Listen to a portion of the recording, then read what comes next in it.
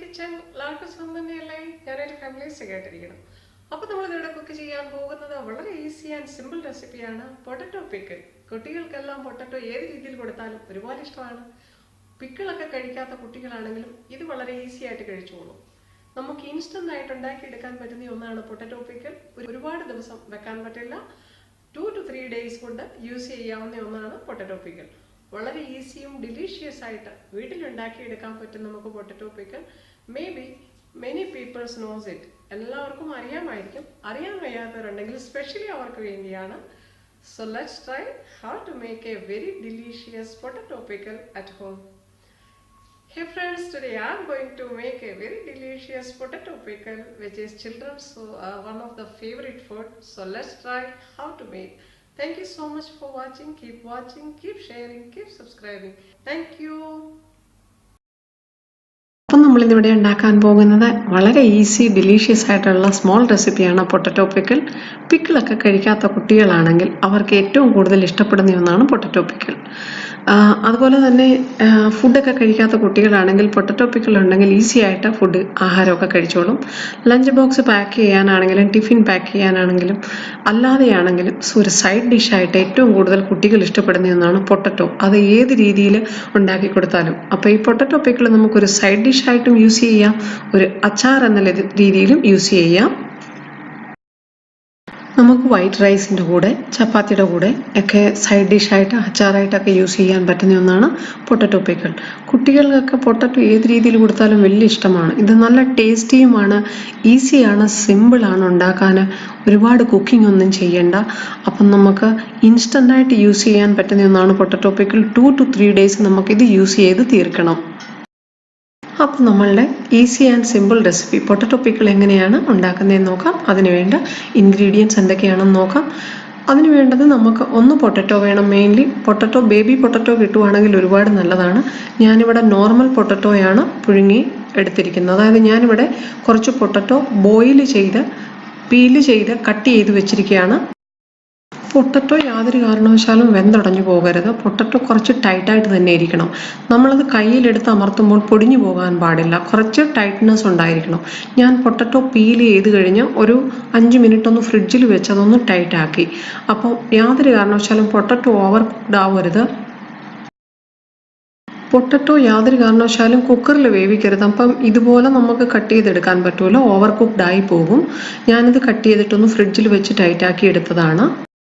കുക്കറിൽ ബോയിൽ ചെയ്യാതെ ഓപ്പണായിട്ട് തന്നെ പൊട്ടറ്റോ ബോയിൽ ചെയ്തെടുക്കാൻ ശ്രമിക്കുക. അതായിരിക്കും എപ്പോഴും അച്ചാറിന് ബെസ്റ്റ്. ഇനി നമുക്കിവിടെ വേണ്ട ഇൻഗ്രീഡിയൻസിൽ ഞാനിവിടെ എടുത്തിരിക്കുന്നത് 1 ടേബിൾ സ്പൂൺ ഉലുവയാണ്. ഉലുവ നമുക്കൊന്ന് ചെറുതായിട്ട് ആക്കിയെടുക്കണം. ഡ്രൈ റോസ്റ്റ് ചെയ്തെടുത്തിട്ട് ഇതൊന്ന് ചതച്ചെടുക്കണം. പൊടിയാക്കരുത്, ഒന്ന് ജസ്റ്റ് ക്രഷ് ചെയ്തെടുക്കുക.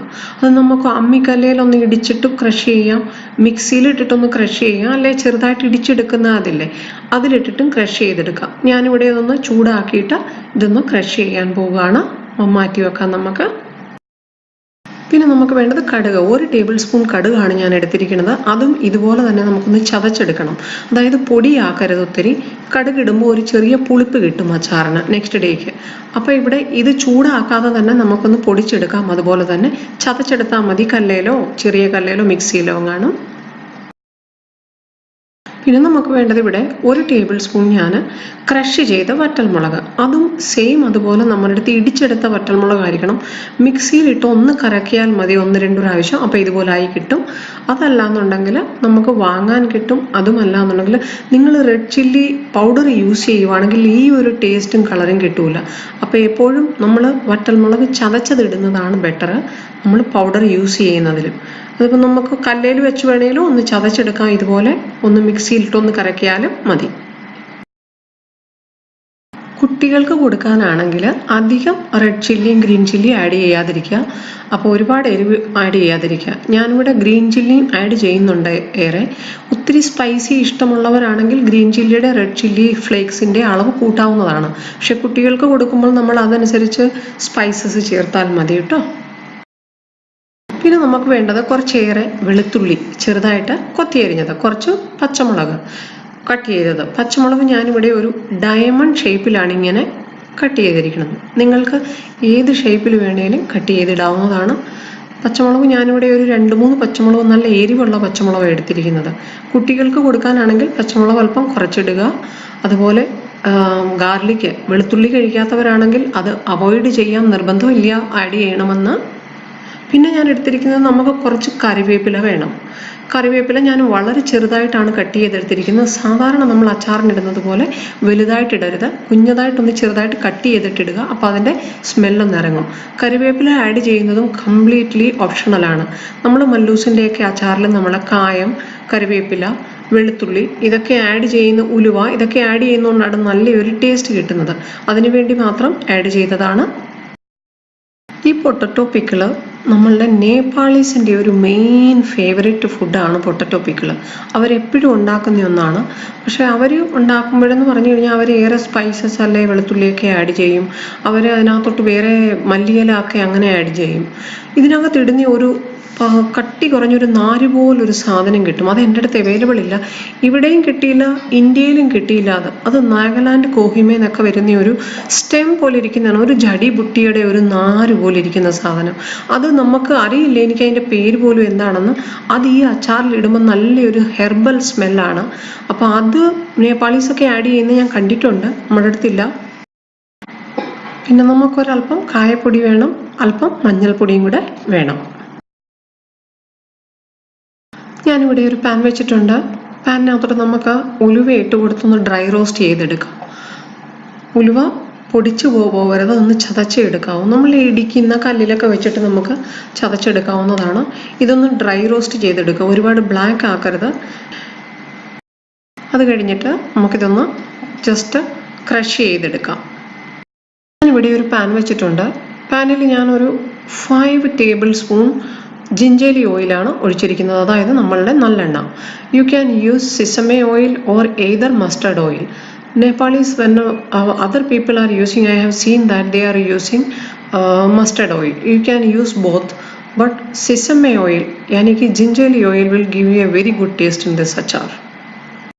നമ്മളുടെ എണ്ണ ഇവിടെ നല്ലതുപോലെ ചൂടായിട്ടുണ്ട്. ഒരുപാട് എണ്ണ ചൂടായി കഴിയുമ്പോൾ ഫ്ലെയിം വളരെ ലോ ആക്കുക. ഇനി നമ്മളിതിൽ ഈ ഗ്രീൻ ചില്ലി, നമ്മളുടെ വെളുത്തുള്ളിയും പച്ചമുളകും മാത്രം ഇട്ട് കൊടുക്കുക. ഇത് നല്ലതുപോലെ ഒരു 2 മിനിറ്റ് ഒന്ന് വളരെ ലോ ഫ്ലെയിമിൽ ഫ്രൈ ചെയ്തെടുക്കുക. ഇത് ബ്രൗൺ ആകരുത്, കരിക്കുകയും ചെയ്യരുത്. നമ്മളുടെ ഇത് ഇപ്പോൾ ഒന്ന് ചെറുതായിട്ട് വഴണ്ട് വന്നിട്ടുണ്ട്, വെളുത്തുള്ളിയും പച്ചമുളകും. പക്ഷേ നമ്മളിത് മഞ്ഞളും കായവും ഇപ്പം ഇതിലോട്ട് ആഡ് ചെയ്ത് കൊടുക്കരുത്.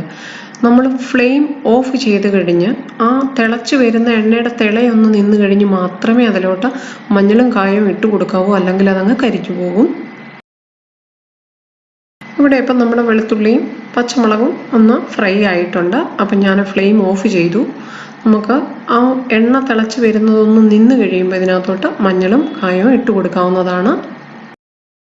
ഞാനിവിടെ ഫ്ലെയിം ഓഫ് ചെയ്തു. ഇനി നമുക്ക് ഈ കട്ട് ചെയ്ത് വെച്ചിരിക്കുന്ന കറിവേപ്പില ആദ്യം ഒന്ന് ഇതിലോട്ട് ഇട്ട് കൊടുക്കുക.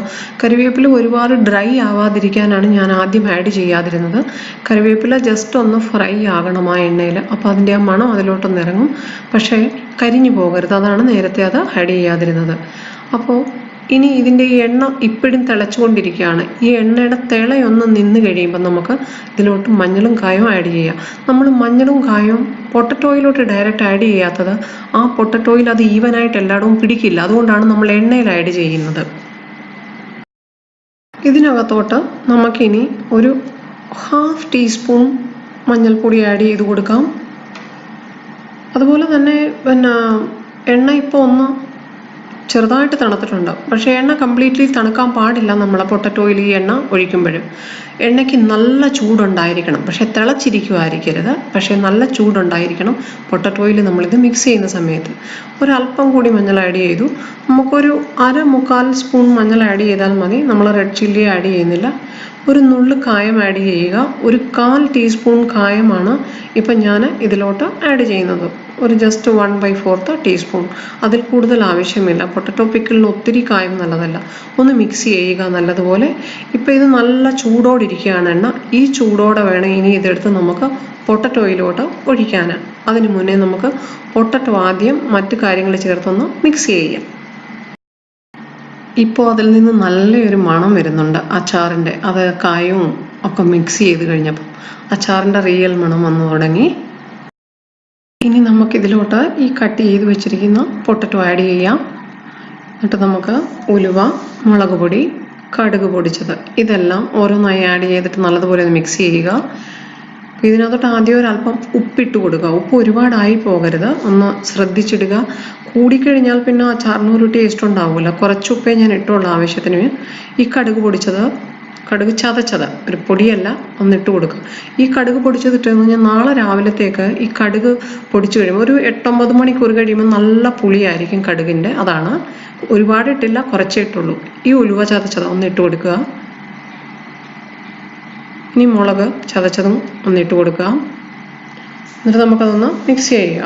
നിങ്ങൾക്ക് വേണമെങ്കിൽ മുളക് പൊടി ആഡ് ചെയ്യാം കേട്ടോ, പക്ഷേ ചതച്ച മുളക് ഇടുന്ന ടേസ്റ്റ് ഒന്ന് വേറെയാണ് ഈ അച്ചാറിന്. ഇനി എല്ലാം നല്ലതുപോലെ ഒന്ന് മിക്സ് ചെയ്യുക. ഈ അച്ചാർ കാണാൻ നല്ലൊരു രസമാണ്, നല്ല ഭംഗിയാണ് കാണാൻ. ഇനി ഇതിലോട്ട് നമ്മൾ ആ ചൂടാക്കി വെച്ചിരിക്കുന്ന ആ എണ്ണ നല്ല ചൂടുണ്ട് ഇപ്പം കേട്ടോ, ആ ചൂടോടെ വേണം ഒഴിച്ചു കൊടുക്കാൻ. തണുത്തിട്ട് ഒഴിക്കരുത്, ആ ചൂടോടെ വേണം ഒഴിച്ചു കൊടുക്കാൻ. തിളച്ചതായിരിക്കരുത്, പക്ഷേ നല്ല ചൂടുണ്ടായിരിക്കണം കേട്ടോ. ഇത് ഇനിയിപ്പോൾ ഒന്ന് നല്ലതുപോലെ മിക്സ് ചെയ്യുക. ഈ അച്ചാർ കാണാൻ മാത്രമല്ല ടേസ്റ്റും അതുപോലെ ഭയങ്കരമാണ്. ഒരു പ്രാവശ്യം നിങ്ങൾ ഉണ്ടാക്കി നോക്കുക. അതുപോലെ നിങ്ങൾക്ക് ചിലർക്ക് കടുകിൻ്റെ സ്മെല്ല് ഇഷ്ടമല്ല എന്നുണ്ടെങ്കിൽ കടുക് ആഡ് ചെയ്യുന്നത് അവോയ്ഡ് ചെയ്തിട്ട് ഉള്ളി, ഉലുവ പൊടിച്ചത് മാത്രം ആഡ് ചെയ്യാൻ ഞാൻ 2 രീതിയിലും ഉണ്ടാക്കാറുണ്ട്. നോർമലി നോർത്ത് ഇന്ത്യൻസ് ഒക്കെ ഉണ്ടാക്കുമ്പോൾ കടുക് പൊടിച്ചത് മാത്രമല്ല ഇടുന്നത്, ഉലുവയും കടുക് പൊടിച്ചതും 2 ഇടാറുണ്ട്. അപ്പം കടുക് പൊടിച്ചത് ഇടുമ്പോൾ കുറച്ച് പുളിപ്പ് കിട്ടും നെക്സ്റ്റ് ഡേ. അതുകൊണ്ട് നല്ല രസമല്ലേ കാണാൻ അച്ചാർ, നല്ല ഭംഗിയാണ്. അതിനകത്തുനിന്ന് നല്ലൊരു ഭയങ്കര സ്മെല്ല്, നല്ലൊരു ഫ്ലേവറാണ് വരുന്നത്. ഇപ്പം പുറത്തോട്ട് ആ എണ്ണയുടെയും കരിവേപ്പിലയുടെയും ആലൂവിൻ്റെയും ആ ഉലുവയുടെയും കായത്തിൻ്റെയും എല്ലാം മിക്സായ നല്ലൊരു സ്മെല്ലാണിപ്പം വരുന്നത്. നല്ല അടിപൊളി tasty delicious potato pickle is ready. അത് കൂടുതലൊന്നും ചെയ്യണ്ട, കണ്ടില്ലേ എന്ത് ഭംഗിയാണ് കാണാൻ. അപ്പം ഇത്ര പെട്ടെന്ന് നമുക്ക് ജസ്റ്റ് ആലു ബോയിൽ ചെയ്താൽ മതി. നമ്മളുടെ potato pickle is ready now. You can serve it right away. Either you can wait for till tomorrow. അപ്പോൾ ഒരു ദിവസം വെയിറ്റ് ചെയ്തിട്ടാണെങ്കിലും യൂസ് ചെയ്യാം, അല്ലെങ്കിൽ ഇപ്പോൾ തന്നെ യൂസ് ചെയ്യാം. ഒന്ന് ടേസ്റ്റ് ചെയ്ത് നോക്കട്ടെ. ഈ സമയത്ത് ഇതിൻ്റെ ഉപ്പൊക്കെ വേണമെന്നുണ്ടെങ്കിൽ അല്പം ഉപ്പ് ആഡ് ചെയ്യാം. ഒരു അല്പം ഉപ്പ് കൂടി വേണം.